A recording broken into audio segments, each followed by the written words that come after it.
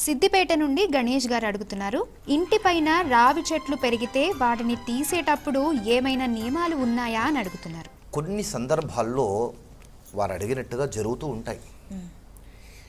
ఇంటికి ఆవరణలో కూడా ఇలాంటి వృక్షాలు పెంచకూడదు అని మనకు శాస్త్రం తెలియజేస్తుంది. ఇంటి ఆవరణలో ఎలాంటి మొక్కలను పెంచాలి, ఎలాంటి చెట్లను పెంచుకోవాలి, ఎలాంటి చెట్లను పెంచుకోకూడదు అని శాస్త్రం చెప్తుంది. అందులో ప్రధానంగా ఈ రావి చెట్టు కానీ మర్రి చెట్టు లాంటివి కానీ. ఎందుకు అవి ఇంటి పరిసరాల్లో పెంచుకోకూడదు అంటే కొంతమంది ఏమనుకుంటూ ఉంటారంటే, ఇంట్లో రావి చెట్టు మొలిచింది లేదా మర్రి చెట్టు మొలిచింది అది ఇంటికి అరిష్టము అనుకుంటారు.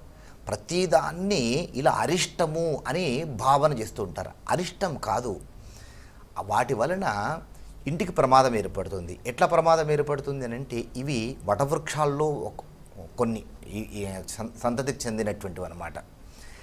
వీటి వేళ్ళు లోపల నుంచి విస్తారంగా పాక్కుంటూ పోతాయి.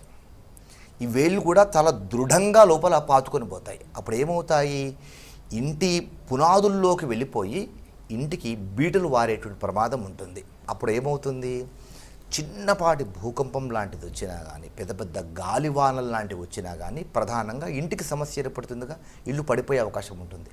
ఆ కారణం చేత ఇంటి ఆవరణలో ఇలాంటి పెద్ద పెద్ద వృక్ష జాతికి సంబంధించినటువంటి వృక్షాలను పెంచకూడదని చెప్పారు. అంతేగాని దానివల్ల ఆరోగ్యం పాడైంది, ఇంట్లో డబ్బు నిలవడం లేదు, దానికి ఈ చెట్టే కారణము అని అనుకోవాల్సిన అవసరం లేదు. ఒకవేళ ఇంట్లో లేదా ఇంటిపైన ఇలాంటి చెట్టు ఏదైనా మొలిచిందనుకోమ్మా, మొక్కగా ఉన్నప్పుడు దాన్ని తీసివేయడం కోసం ప్రత్యేకమైనటువంటి నియమాలు పద్ధతులు ఏమీ లేవు. అది చిన్న మొక్క, ఏదో ఇంటి గోడల్లో మొలుస్తాయి. ఎలా మొలుస్తాయి అని అంటే, మనకు చిన్నప్పుడు పాఠ్యపుస్తకాల్లో సైన్స్లో చదువుకునేటువంటి వాళ్ళము, పక్షుల రెట్టల నుంచే అవన్నీ ఏర్పడేటువంటివి అన్నమాట. ఇలా పెంకుల్లో కానీ, కప్పుల్లో కానీ, గోడల పైన కానీ, ఇంటి గోడల్లో కానీ ఇట్లా వెలుస్తూ ఉంటాయి. వాటిని అప్పుడు గుర్తించినప్పుడే తీసివేయడానికి ప్రత్యేక నియమాలు ఏమీ లేవు. కానీ ఒక చెట్టు బాగా పెరిగిపోయింది, ఆ చెట్టు వల్ల అప్పుడు ఇంటికి ప్రమాదం ఏర్పడే అవకాశం ఉంది. ఇందాక చెప్పానుగా, అలాంటి ప్రమాదం ఏర్పడే ఉంది. దానికి ప్రత్యేకమైన నియమాలు ఉంటాయి.